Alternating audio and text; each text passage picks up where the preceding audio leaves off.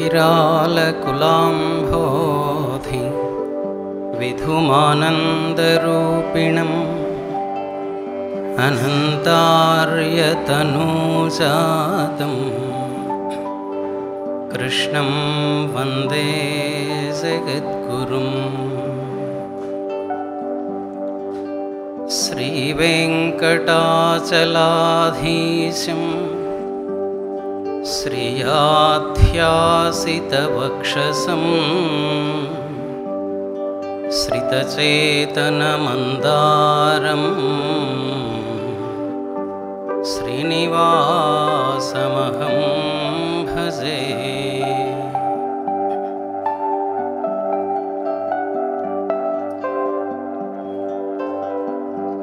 వాసుదేవ, ఈ రోజున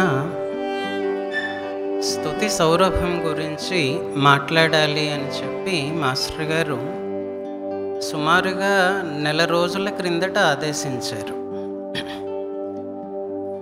చాలా సమయం ఉంది కదా, ఇదంతా పెద్ద లావు కూడా లేదు. ఈ పుస్తకం చేతిలో చిన్నది. ఏముందిలే, 3 రోజులు చూసుకుని పోయి చెప్పొచ్చు ఇలా అనుకున్నానండి. దానికి తోడు పరీక్ష పెట్టినట్టుగా ఈ నెల రోజులు కూడాను నిన్న మొన్నటి దాకా కూడా క్షణం తీరిక లేనంతగా పనులు మీదకొచ్చి పడ్డాయి. ఇక నేను చదువుకున్నది ఏమీ లేదు. చదువుకుంటే స్తుతి సౌరభం అర్థమవుతుందా అంటే కాదు. అదొక ప్రయత్నం అయితే చేయాలేమో, కానీ ఇప్పుడు నేనున్న స్థితి ఏంటంటే ఏమీ రాదు కాబట్టి నీవే తప్ప నితఃపరం వెరుగా అన్న స్థితిలో పడిపోయాను, అయోమయంలో పడిపోయాను.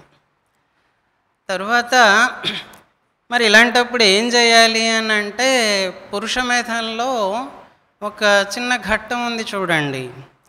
గోపికలకి కృష్ణుడు ఉద్ధవుడితో ఒక సందేశం పంపించటం, వాళ్ళు తిరిగి జవాబు ఇవ్వడం, వాళ్ళ జవాబుతో పాటుగా ఒక వెన్నముద్ద కూడా ఇచ్చి మధురలో మా కృష్ణుడికి ఇచ్చిరా అని చెప్పి పంపించారు.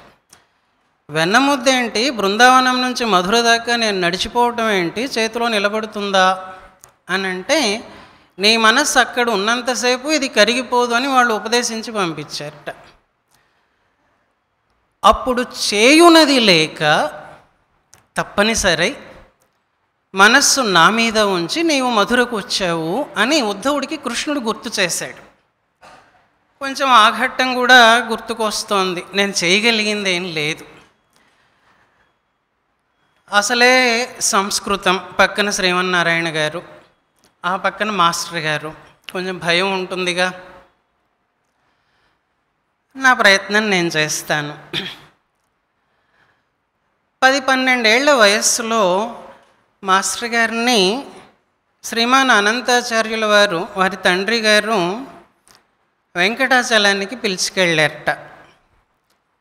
మరి అక్కడ నిన్న అనంత్ చెప్తున్నాడు కదా, దారి తప్పిపోయాను అని. అలాగే వెళ్ళారో లేకపోతే కావాలని వెళ్ళారో, ఆ కొండ మీద ఆకాశగంగా అని ఒక తీర్థం ఉన్నది.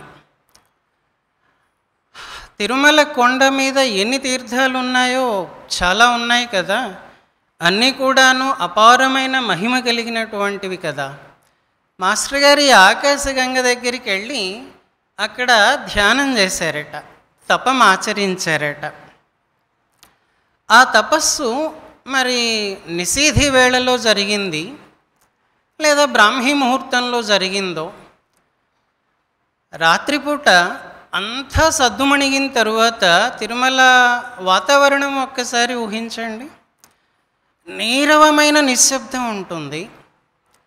ఏ చిన్న శబ్దమైనా స్పష్టంగా హృదయానికి తెలుస్తూ ఉంటుంది.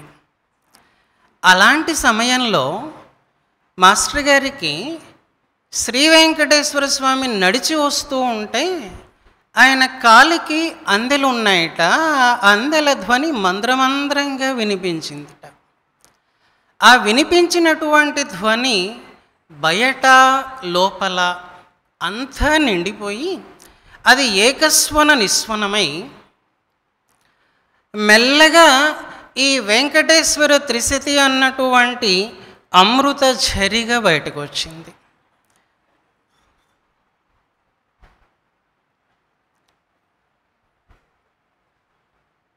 అలా వారు 50వ దశకంలో సుమారుగా ఎంతకాలం చేశారో 50వ దశకంలో 300 పద్యాలు అలవోకగా అప్పుడప్పుడు స్వామిని గురించి భావించుకుంటూ ఉండగా ఆ తాదాత్మ్య స్థితిలో అలా చెప్పేశారట. ఆయన ఒక చిన్న పాకెట్ డైరీ లాంటి దానిలో రాసుకున్నారట సొంత చేతి రాతతోటి. ఆ తరువాత పున్నయ్య మాస్టర్ గారికి ఇచ్చి నువ్వు కొంచెం పెద్ద నోట్స్లో రాయి అని చెప్పారట. 60లలో పున్నయ్య మాస్టర్ గారు ఇవేవో బాగున్నాయి కదా, నేను చదువుకుంటే బాగుండు అనుకుని అందులో నుంచి తనకి ఓపికన్నన్ని శ్లోకాలని ఎత్తి రాసుకుని వాళ్ళ ఊరికి వెళ్ళి అలా పాడుకుంటూ ఉండటం చేశారట. ఆ పాట, ఆ శ్లోకం అంత చైతన్యాన్ని అలాగే లోబరుచుకుంటుంది. అనంతకృష్ణ మాస్టర్ గారు ఇందులో పరిచయ వాక్యాలు ఇచ్చారు. మా సోదరుడు పున్నయ్య గారు మేము ఈ 300 శ్లోకాలలో కొన్నింటిని కంఠస్థము చేయగా వాటిని శ్వేతద్వీపంలో ప్రచురించాము. ఆ ప్రచురించినటువంటిదే ఈ చిన్న పుస్తకం అయ్యింది. నేను అనుకున్నాను కదా 3 రోజులు చాలులే చదువుకొని చెప్పేయచ్చు, అంటే పరీక్షలు ముక్కును పట్టి రాస్తాం కదా, అలాగే అనుకున్నానండి. వాస్తవానికి అలాగే అనుకున్నాను. శ్రీపతిలో ఒక్క తెన్నుబడి పోవంజాలవు అన్నారు మాస్టర్ గారు. వచ్చినటువంటి ఆలోచనలన్నీ భవన్ నానాగుణ స్వాదు భావాజిఖ్యాసువులై ఒక్క తెన్నుబడి పోవంజాలవు ఇంకెట్టులీ వాచాధోరణి బట్టి నేర్చెదవో అని అన్నారు. తీరా పుస్తకం తీసి చదువుతున్నా నాకు వచ్చిరాని సంస్కృతానికి, తెలిసి తెలియని దానికి, ఎక్కడెక్కడి ఆలోచనలో, ఎక్కడెక్కడి భావనలో, అది ఏ నాలాయిర దివ్య ప్రబంధంలోనిదో, లేకపోతే ఏదన్నా ఒక ఉపనిషత్తులోనిదో, ఏదన్నా నా అల్పబుద్ధికి చదువుకున్నటువంటి కించిత్ వేదవాక్యమో, అవన్నీ మాస్టర్ గారు ఇచ్చినవే. ఒక చిన్న మాటలో అంతంత అర్థాలు తోస్తున్నాయి. మరి నాకు స్పష్టత రాలేదు. ఏం చెప్పాలి, ఏం చేయాలి, ఇక చేయటానికి ఏం లేదు కాబట్టి ప్రతి శ్లోకము చదువుకుంటూ వెళ్తానండి. ఆ శబ్దాన్ని కొంచెం మనస్సుకి పట్టించుకోండి. మనల్ని తప్పనిసరిగా లోగుంటుంది, కొంతైనా స్వామి అనుభూతిని ఇస్తుంది, స్వామి సాన్నిధ్యాన్ని కలిగిస్తుంది అని చెప్పి వారి అనుగ్రహంతో నేను భావిస్తూ ఉన్నాను. ఆ మొదటి శ్లోకం బహుశా ఇది కావచ్చు. వెంకటేశ్వర స్వామి యొక్క పదమంజీర ధ్వనులని విని విని తన చైతన్యం అంతా కూడా ఆ ప్రణవంలో సంలీనమైపోగా వచ్చిన మొదటి శ్లోకం ఇదేమో. తరంగిత మరుచ్ఛరీ తట సరన్మరావళి గలస్వర వికస్వరూపమసుధాపథా సారణి నమజ్జన తమోఘనాఘన విదారిణి శ్రీపతేర్విశంకట పదద్వయీకటక నిస్వనద్ధోరణి. మాస్టర్ గారికి మరి అప్పుడు ఏం కనిపించింది అని అంటే, స్వామి ఆకాశదేవుడు కదా, ఆకాశం శబ్దగుణకం అంటాం కదా,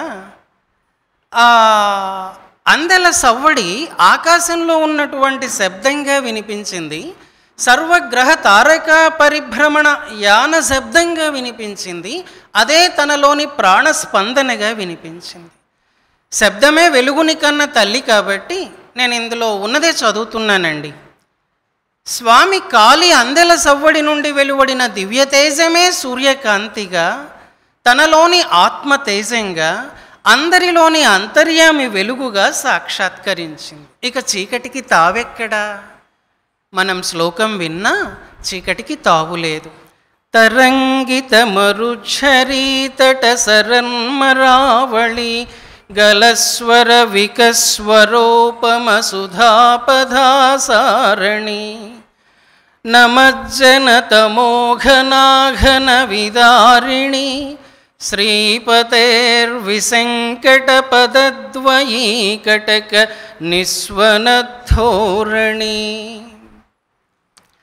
ఆ స్వామి యొక్క కాలి అందెల సవ్వడి మనకు కూడా వినపడి ఆ అమృతానంద గాంగధార మనకి అందాలి, స్వామి అనుగ్రహించాలి అని మరి ఆ స్వామికి జయం పాడుతూ ఉన్నారు.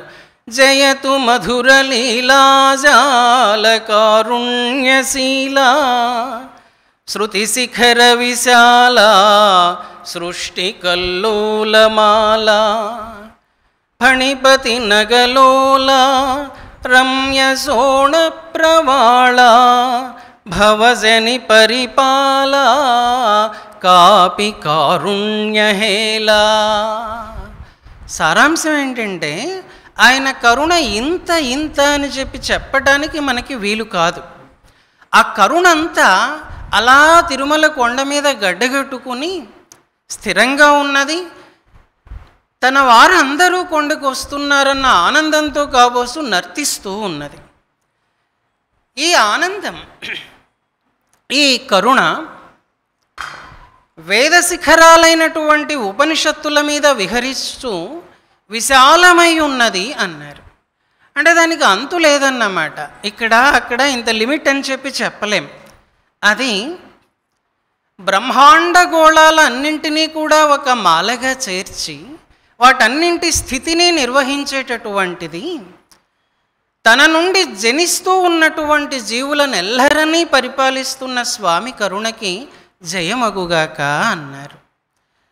మనకి స్వామికి దండం పెడతాం కానీ స్వామి నువ్వు బాగుండు అని మనం ఎవరమన్నా అంటున్నామా? అంతగా అనం. కానీ భక్తి నిండినటువంటి వాడు, భక్తి పరిపాకం చెందినటువంటి వాడు తనకి ఫలానా కావాలి అనుకోకుండా నువ్వు బాగుంటే చాలు స్వామి అని చెప్పి అంటారు. ఆయన ఎవరో ఒక ఆళ్వారు స్వామి కనిపిస్తే పల్లాండు పల్లాండు అన్నారు. నువ్వు బాగుండాలి బాగుండాలి అన్నారు. అలాగే మాస్టర్ గారు కూడాను స్వామికి జయమగుగాక అని చెప్పి మొదలు పెడుతూ స్మరణ భరణశీలా యోగి హృన్మధ్యమాలా ఫణిపగిరిపయోద స్నిగ్ధ పీయూషలీలా మధుర మధుర వర్షోత్కర్షహారార్ద్రశీలా సపది విపది భక్తాన్ ముక్త బాధాన్ కరోతు. ఆయన దయామయుడు. అపారమైనటువంటి కరుణతో తనను శరణందినటువంటి భక్తులని వారి వారి బాధల నుండి విముక్తులని చేయాలి అని ఈ శ్లోకంలో భావం. మనందరం గోవింద గోవింద అనుకుంటూ కొండ ఎక్కుతూ ఉంటాం కదా. ఆ గాలిగోపురం రాజగోపురం దాకా వెళ్ళాక మోకాళ్ళు కీళ్ళు కాళ్ళు పట్టేస్తాయి. కాసేపు ఇలా ఇలా సాదుకుని కొండ అయితే ఎక్కుతున్నాం కదా. ఈ ప్రక్కన విష్ణు సహస్రనామం అంతా రాసి ఉంటుంది. మనమన్నా అనకపోయినా ముందువాడు వెనకవాడు గోవింద కొడుతూ ఉంటాడు. ఆ గోవింద శబ్దంలోంచి వచ్చిన శక్తి కదా మనల్ని ఎక్కిస్తోంది. అది ఎక్కడి నుంచి వస్తోంది? పద పద పరివర్షి హర్ష పీయూషవర్షి. మనం ప్రతి అడుగు ఒక అడుగు వేస్తూ ఉంటే ప్రతి అడుగుకి ప్రతి పిలుపుకి కూడా స్వామి తన కరుణని వర్షిస్తారట. పద పద పరివర్షి హర్ష పీయూషవర్షి భవభయ పరిధర్షి దైత్య గర్వాంధకర్షి అఘగణ శతమర్షి భక్తి మార్గైకహర్షి భవతు సుజన హర్షోత్కర్షకృద్వేంకటాద్రి. కరుణ వర్షిస్తూ ఆయన ఆనందంలో ముంచెత్తుతూ ఉంటారు. హర్ష పీయూషవర్షి. మనకేదన్నా భయం ఉంటే సంసారంలో భయం, ఇంకొకటి ఏదో భయం, భవ భయ పరిధర్షి. మన లోపల చాలామంది రాక్షసులు ఉన్నారు కదా. ఆ రాక్షసుల యొక్క గర్వాన్ని కూడాను దైత్య గర్వాంధకర్షి. ఏమన్నా పాపం చేశామా వెళ్ళేటప్పుడు, అది సాలగ్రామమయమైనటువంటి కొండ కదా, అక్కడ ఏ పిపీలికమైనా ఏ చీమైనా ఏ తపస్సు చేసుకునే మహానుభావుడో చూడక తొక్కేసామేమో, ఇలాంటివేవో చేసి ఉంటాం కదా. ఆ పాపాలు ఎన్నున్నా అఘగణ శతమర్షి తీసేస్తారు. భక్తి మార్గైకహర్షి, భక్తి మార్గాన్ని అనుసరించేటటువంటి సజ్జనులు ఎవరున్నారో వాళ్ళందరికీ ఆనందాన్ని, పారవస్యాన్ని ఆయన ప్రసాదిస్తారన్నమాట. ప్రసాదించుగాక. భవతు సుజన హర్షోత్కర్ష కృద్వేంకటాద్రి, ఇలా ప్రార్థించారు. ఈ ఉపనిషత్తుల గురించి మాట్లాడుకుంటూ ఉంటాం కదా, అవన్నీ వేదాల యొక్క వేద శిఖరాలు అని చెప్పి అంటుంటారు. అవి అందులో ప్రస్తావన చేయబడినటువంటి, ప్రతిపాదించబడినటువంటి భావాలను అన్నింటినీ పండిత మార్గం కాకుండా పామర మార్గంలో మనం అంతర్యామి సేవగా పరిణమించేటట్లుగా భావించుకోగలిగితే, అనుష్ఠించగలిగితే అవి మనల్ని దేవుని సన్నిధికి చేరుస్తాయి. వాటిల్లో ప్రకాశించేటటువంటిది ఏది ఉన్నదో అది బ్రహ్మ విద్య అన్నమాట. ఆ బ్రహ్మ విద్య ఏంటి అని అంటే కల్పలత. అంటే అది ఇవ్వలేనటువంటిది లేదు, ఇవ్వరానటువంటిది లేదు. అది స్వామి పాదాగ్రం. చివరాఖరికి ఏమిస్తుంది అని అంటే నేనన నీదు పేరు, ఇలాంటి జ్ఞానం ఇస్తుంది. నిగమ శిఖర సీమాకల్పవల్లీదళాగ్రం అమరపుర పురంధ్రీ భ్రూల సత్కుంకుమాగ్రం దితిజ రుధిరధారా ఖడ్గధారా మహాగ్రం భజత తత విభూత్యై వెంకటాంఘ్రేర్వరాగ్రం. స్వామిని పట్టుకోవడానికి ఒక అడ్రస్ ఇచ్చారన్నమాట ఇక్కడ. ఆ ఉపనిషత్తుల సారం అంతా అంతర్యామి సేవగా పరిణమించేలాగా మనం భావించి అనుష్ఠించగలగాలి. ఆ పాదాన్ని పట్టుకుంటే అది మనకు ఆ జ్ఞానాన్ని ఇస్తుంది. అలానే స్వామి వైభవాన్ని చెప్తూ ఇక్కడ ఒక ఊహ అన్నమాట. స్వామి అలా నిలబడి ఉంటే ఆయన పాదాలకి మిగతా దేవతలందరూ కూడా నమస్కరిస్తూ ఉంటే, దేవతా స్త్రీలందరూ కూడా నమస్కరిస్తూ ఉంటే, వారి కుంకుమ పాపిట మీద ఒక కుంకుమ ఉన్నది కదా, ఆ కుంకుమ అంతా ఏంటి అని అంటే స్వామి యొక్క పాదాగ్రం. ఆయన పాదాలని కమలాలతో పోలుస్తాం. అప్పుడే వికసించినటువంటి కమలాలతో, ఎర్ర ఎర్రని కెందామరలు అన్నమాట. వీరి కుంకుమ కూడాను ఆ పాదాగ్రము యొక్క ప్రకాశంలో మెరుస్తోంది అన్నది భావన. అంటే స్వామి యొక్క పాదాగ్రాన్ని మనం స్మరించగలిగితే, స్ఫురణలో నిలుపుకోగలిగితే అది సేవని, దివ్యానుభవాన్ని, దివ్య ఆనందానుభవాన్ని ప్రసాదిస్తుంది. ఆ పాదాగ్రమే దైత్యుల రక్తధారలతో తడిసినటువంటి కత్తి యొక్క పదునైన అంచు అన్నారు. బయట దైత్యుల సంగతి దేవుడెరుగు, మన లోపల చాలామంది ఉన్నారు కదా, వాళ్ళందరి నుంచి మనం తప్పుకోవాలి అని అంటే స్వామి పాదాగ్రాన్ని పట్టుకోవడం తప్ప ఇంకొక దారి లేదు. అంటే కామమో, క్రోధమో, మరోటో, లోభమో, మోహమో, ఇవేవో ఆ రాక్షసులు అందరూ కూడాను సమసిపోవాలి, మనం సన్మార్గంలో పడాలి అని అంటే వాటిని ధ్యానించటం కాకుండా వాని పాదాన్ని పట్టుకుంటే చాలన్నమాట. ఆ పట్టుకునే శక్తిని మనకి మాస్టర్ గారు ఇవ్వాలి. అది ఎలాంటిది ఇంకా అని అంటే స్వామి వర్ణనే ఇదంతా ఇలాగా సాగుతుంది. ఒక్కొక్క పదంలో పట్టుకుని అర్థం తీస్తే ఎంతో ఉన్నదని నాకు అనిపిస్తుంది. ఇంకా అందలేదు కానీ దురిత శత నిపాతం జ్ఞానవర్షాంబుపాతం నిగమతటిదుపేతం శేషకుకీలజాతం భవతు భవపయోరుగ్రీష్మ సంతాపహారం హృదయకుహర సీత స్వచ్ఛ పీయూషసారం. మనం వచ్చేటప్పుడు పెద్ద మూట కట్టుకుని వచ్చామట. చాలా వాసనలు ఉంటాయి మనలో, ఎప్పటెప్పటివో అవన్నీ కూడాను. వాటితో పాటు వస్తాం కదా, వాటన్నింటినీ కూడా ఆయన త్రోసివేసి జ్ఞానం అనేటటువంటి వర్షాన్ని కురిపిస్తారట.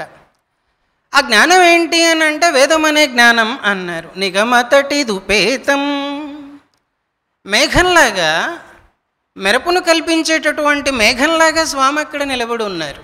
ఏం మెరుపును కల్పిస్తాడు అని అంటే వేదం అనేటటువంటి జ్ఞానాన్ని మెరుపుగా కల్పిస్తాడట.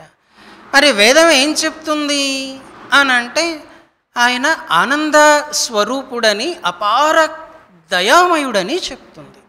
ఆయన కరుణకు అంతులేదని చెప్తుంది. ఆఖరికి ఆయన శరీరవర్ణం కూడా నీలనీలం అని చెప్తుంది. నీలమేఘంతో పోలుస్తాం కదా, మరి ఎందుకు నీలమేఘం అంటే వర్షిస్తుంది, ఆయన దయని వర్షిస్తాడు కాబట్టి వేదజ్ఞానం మనకు అదిస్తుందన్నమాట. ఆయన్ని పట్టుకునే దారిని చూపిస్తుంది.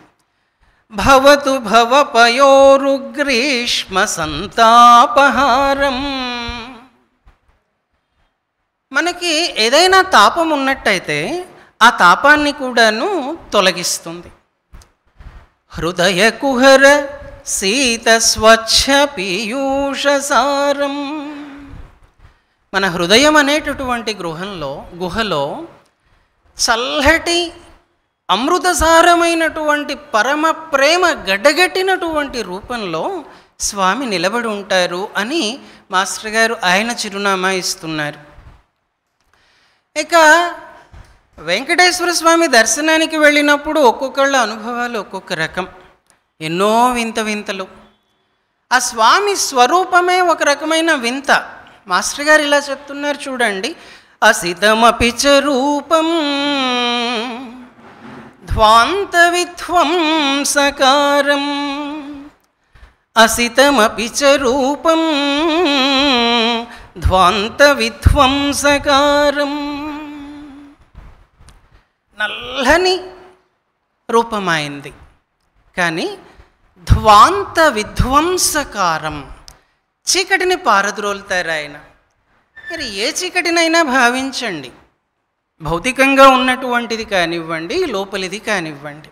ఇంకా అచలమపి, అస్సలు కదలడు. చరానేక లోకావనాతం, మొత్తం లోకాలన్నింటినీ కూడాను కదులుతూ ఉంటాయి కదా, ఈ లోకాల అన్నింటినీ కూడా కాపాడగలిగినటువంటి స్థిరమైన రూపం అది. అలానే జరఠమపి, చాలా ముసలి రూపమట అయింది, చాలా వృద్ధుడు. ఎప్పటివాడి స్వామి, ఊహకు అందనటువంటి వాడు కదా. కానీ ఎప్పటికప్పుడు మీరు ఎప్పుడు అడిగితే అప్పుడు, ఎప్పుడు ధర్మానికి గ్లాని కలుగుతున్నదో అప్పుడు అంత జరఠమైనదైనా సదా దివ్య నవ్య దివ్యావతారం, ఎప్పటికప్పుడు క్రొత్త ఆకారాలలో, ఆకృతులతో అవతారాలుగా దిగి వస్తూ ఉంటుంది. అంటే మార్పులకి లోను కానటువంటి ఆత్మతత్వం ఏది ఉన్నదో అది మార్పుకి లోనయ్యేటటువంటి జగత్తుకి ఆధారమై ఉన్నది. పుట్టుకలేని స్వామి జీవులుగా సదా పుడుతూ ఉన్నారు. ఇందాకే మాస్టర్ గారు అన్నారు కదా, కృష్ణావతార ఘట్టం, పుట్టువులేని నీ కభవ పుట్టుట లీలయేగాక, దేవకీదేవి ప్రార్థన. ఇక అక్కడక్కడ తప్పిస్తూ వీలైనన్ని ఎక్కువ శ్లోకాలు చదవడానికి ప్రయత్నిస్తున్నాను. ఆనందకందమరవిందదళాయతాక్షం నిష్పందబోధమవికారమనఃప్రకాశం యోగీంద్రసాంద్రరసభావసుధైకధారం పద్మాపతిం భజత మంగళకాంతికాంతం ఆనందకందం అరవిందదళాయతాక్షం నిష్పందబోధం అవికారమనఃప్రకాశం యోగీంద్రసాంద్రరసభావసుధైకధారం పద్మాపతిం భజత మంగళకాంతికాంతం.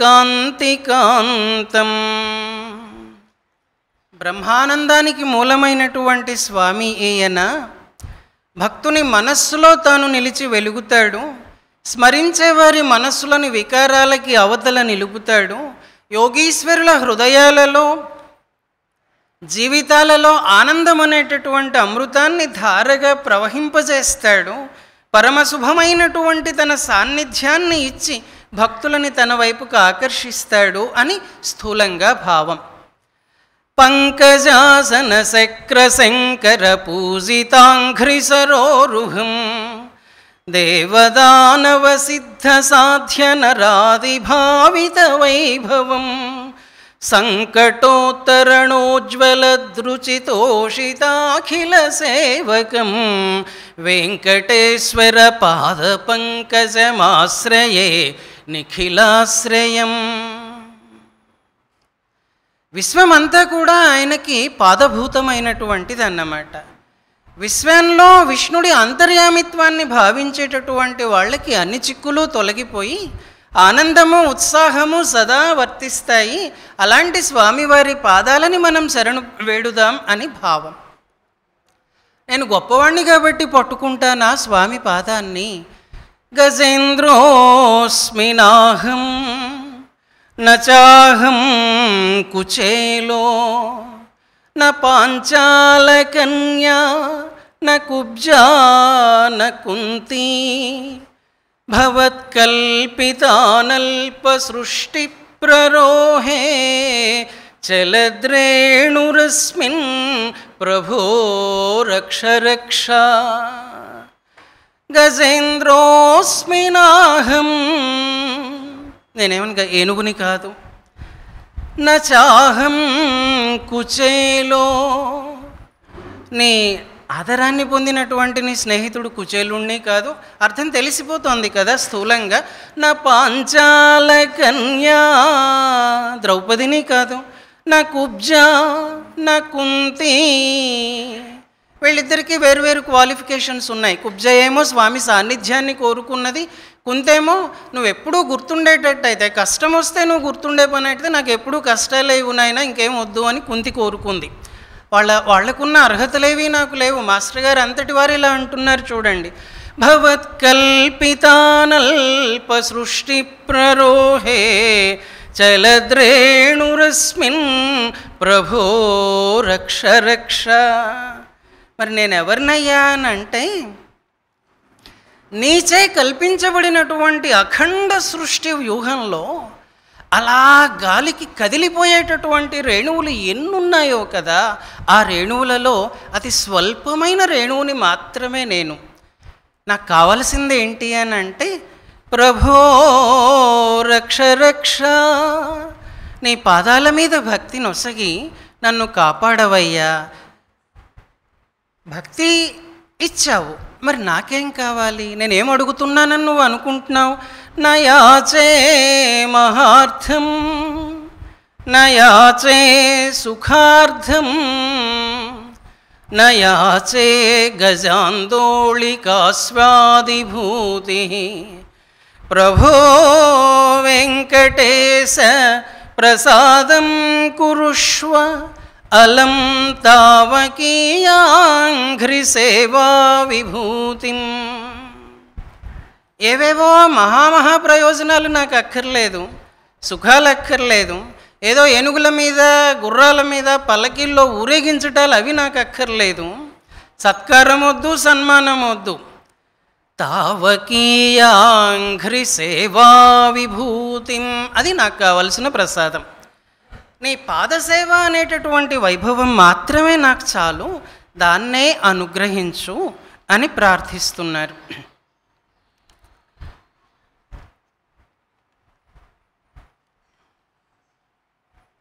ఇంకా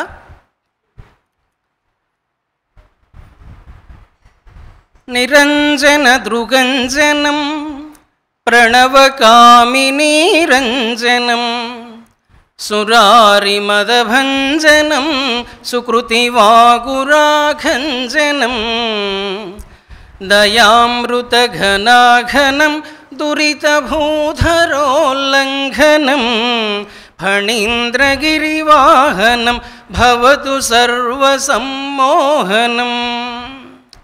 భగవానుడు ఎవరు అన్నది ఇంకొక వివరణ మాస్టర్ గారు ఇక్కడ ఇస్తున్నారు. నిరంజన దృగంజనం ప్రణవకామినీరంజనం. స్త్రీ పురుష భేదానికి అతీతమైనటువంటి సచ్చిదానంద తత్వం ఏదున్నదో అది స్వామి అన్నమాట. ప్రణవకామినీరంజనం. ఓంకారం అనేటటువంటి స్త్రీని ఆనందింపచేసేవాడు ఈ స్వామి. అలానే సురారి మదభంజనం. దేవతల శత్రువులు ఎవరున్నారో వారి గర్వాన్నంతా కూడా అణిచేటటువంటి వాడు సుకృతి వాగురాఖంజనం. స్వామి లీలాస్మరణలో మహా సాధకులు అనుకున్నటువంటి వాళ్ళు కూడా అప్పుడప్పుడు మాయలో పడుతుంటారు. వాని లీలని తలుచుకుంటూ ఉంటే మనం ఆ మాయని దాటుతాము. ఆ దాటించేది ఎవరు అని అంటే స్వామి అన్నమాట. ఆయన దయామృత ఘనాఘనం. దయయే అమృతరసంలాగా మేఘన్మై కట్టుకున్నటువంటి రూపం అన్నమాట. దయామృతాన్ని కురిసేటటువంటి మబ్బు ఆయన. ఆయన దయ వల్లనే మనం పాపవాసనలని దాటుతూ ఉన్నాం. దురిత భూధరోల్లంఘనం ఫణీంద్రగిరివాహనం భవతు సర్వసమ్మోహనం. స్వామికి శయ్య ఆదిశేషుడు కదా. ఆ ఆదిశేషుడే శేషాద్రి కొండ కాగా దాని మీద వెలసి నిలబడి ఆయన మన కోసం అందరినీ తన వైపుకు ఆకర్షించుకుంటూ ఉన్నారన్నమాట. ఇది ఒక చిరునామా ఇచ్చారు. జగజ్జనన కారణం నత జనావళీధారణం విపత్తిమిరవారణం వృజిన కందళీమారణం మనఃపవనధారణం దితిజకంటకోత్తారణం భవచ్చరణచారణం భవతు కామసంపూరణం. జగజ్జనన కారణం. జగత్తు యొక్క పుట్టుకకి మార్పులేనటువంటి స్వామి కారణం అన్నమాట. నత జనావళీధారణం. శరణు వేడినటువంటి జీవులందరూ కూడా అందరము కూడా ఆయన ధరించినటువంటి పూలమాలలో ఒక్కొక్క పువ్వు అవుతామన్నమాట. మనందరినీ కలుపుతూ ఉన్నటువంటి దారం ఏది అని అంటే స్వామి దయ. అందులో ఒక్కొక్క పుష్పంగా మన జీవితాలన్నీ చరితార్థం కావాలి అన్న సందేశం ఇందులో అంతర్గర్భితంగా ఉన్నది. మరి విపత్తిమిరవారణం.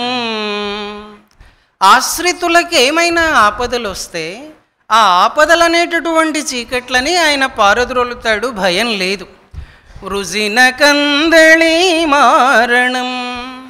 పొరపాటున ఏమైనా మన వివేకంలో వివేచనలో ఒక పాపవాసన మొలకెత్తితే దాన్ని అక్కడే తీసేస్తారు. మనల్ని ఎప్పుడూ మార్గం తప్పకుండా నిలుపుతూ ఉంటారు. మన పవనధారణం దితిజ కంటకోత్తారణం. మనస్సుకి ఆయన ప్రాణాన్ని ఇస్తారు. అందులో ఏవైనా దైత్య భావనలు అనేటటువంటి ముళ్ళగంపలు ఏమైనా ఉంటే గింటే వాటిని పెళ్ళగించి వేస్తారు. భవచ్చరణచారణం భవతు కామ సంపూరణం. మనం కొండకి ఎందుకు వెళ్తామనంటే పెద్ద చాంతాడంత లిస్ట్ ఉంటుందిగా. ఉదయం కూడా నిన్నటి రోజున శేషాచార్య స్వామివారు చెప్తూ ఉన్నారు. ఆ చాంతాడంత లిస్ట్ ఉంటుంది కదా, ఆ లిస్టుతోటే ముందు మనల్ని లాగుతాడు ఆయన పైకి. ఆ తర్వాత తన స్పృహలో తన స్ఫురణలో అలాగే కరిగించేసుకుంటాడు, సంలీనం చేసుకుంటాడు. కోరికను తీరుస్తున్నట్టుగా కోరికలు దాటిన స్థితికి చేరుస్తారన్నమాట. ఇక ఆయన్ని మనం శరణు వేడితే మరి స్వామిని గురించి చెప్పగలమా? అని అంటే దర్శనానికి వెళ్ళామండి, లోపల దాకా బంగారు వాకిలు దాకి అలాగా క్యూలోకి వెళ్ళిపోయాం, ఎవరో తోస్తున్నట్టుగా ఉండింది, ఒక్క క్షణం ఇలా స్వామిని చూసాం, పక్కకు వచ్చాం, అప్పుడు మాత్రం ఏం తెలియలేదు అంటాంగా. ఆయన్ని శరణు వేడితే బయటకు వచ్చిన తర్వాత చెప్తాం కదా ఆయన గురించి. అక్షరో భవతి వేద సంచయః భావనా భవతి శాస్త్ర సంపుటీ యత్పదాంబుజమరంద గౌరవాత్ తం పరం భజత వెంకటేశ్వరం. ఒక్క అక్షరం పలకండి స్వామిని గురించి, అదంతా వేదాల సమూహమే అవుతుంది. కించిత్ భావన చేయండి, అదంతా శాస్త్రం కూర్పు అవుతుంది. దీనికి కారణం ఏంటి? యత్పదాంబుజమరంద గౌరవా. ఆ స్వామి పాదపద్మాలను అలా భావించుకుంటూ ఉంటే ఆ భావనలో ఆనందం అనేటటువంటి మకరందం ఒకటి మనకి దొరుకుతుంది. దాని కారణంగా మనం పలికేటటువంటి ప్రతిదీ కూడా ఆ స్థాయికి చేరుతుంది. తం పరం భజత వెంకటేశ్వరం. వేదం అంతా కూడా అక్కడి దాకా వెళ్ళి ఆయన్ని చెప్పలేక తిరిగి వచ్చింది అని చెప్పి అంటారు. ఈ భావాలు ఇలా అవుతాయి, వేద సమం అవుతాయి. కలిగినటువంటి భావాలు, అక్షరాలు, పలికిన శబ్దాలు, భావాలన్నీ శాస్త్ర సముదాయాలు అవుతాయి. చెప్పలేకపోతే దానికి అతీతమైనటువంటి స్వామి, దానికి పరుడైనటువంటి స్వామి ఉన్నారు కదా, ఆయన్ని భజిద్దాం, అప్పుడు ఇదే సిద్ధిస్తుందన్నమాట. జల్పనం భవతి శిల్పవైభవం యత్పదాంకితమనంకితం తథా తం భజే సకలనాయక ప్రభుం సౌఖసాయనిక సామగాయకం. స్వామిలో మనం మేలుకునేందుకు మనం ఏదైనా పాడితే, ఆయన గుణగణాలని కీర్తిస్తే అదంతా కూడా సామగానం అవుతుంది, సామవేదం అవుతుంది. ఇక అన్ని శ్లోకాలు మధురాతి మధురాలే. ఒక 2 శ్లోకాలు ఉన్నాయి.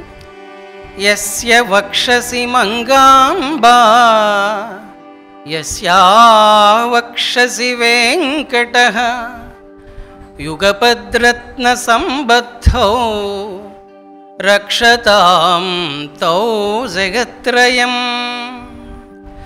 ఆయన వక్షంలో ఆవిడ ఉన్నది వ్యూహలక్ష్మి స్వరూపంగా, ఆవిడ వక్షంలో ఆయన ఉన్నారు. ఎలా అంటే ఒక జాతిరత్నంలో మరొక జాతిరత్నం కూడి ఉన్నట్టుగా వీళ్ళిద్దరూ కూడా అలా కలిసి ఉన్నారు, అభిన్నులై ఉన్నారు కదా. ఆ దంపతులు ఇద్దరు శ్రీ వెంకటేశ్వర స్వామి మంగాంబిక 3 లోకాలని రక్షింతురు కాక అని ప్రార్థన ఇది. యస్య వక్షసి మంగాంబా యస్యా వక్షసి వెంకటః మణికోణ సహస్రస్థౌ రక్షతాం తే జగత్రయం. ముందు అనుకున్నట్టుగా నిత్యము కలిసి ఉన్నటువంటి దంపతులు ఇద్దరూ కూడా సహస్రారంలో నెలకొని ఉన్నటువంటి వాళ్ళై మనలో ఉన్నటువంటి, మన బయట ఉన్నటువంటి 3 లోకాలని కూడా రక్షించాలి అన్న ప్రార్థన మాస్టర్ గారు ఇచ్చారు. ఆ ప్రార్థనతో వాస్తవం.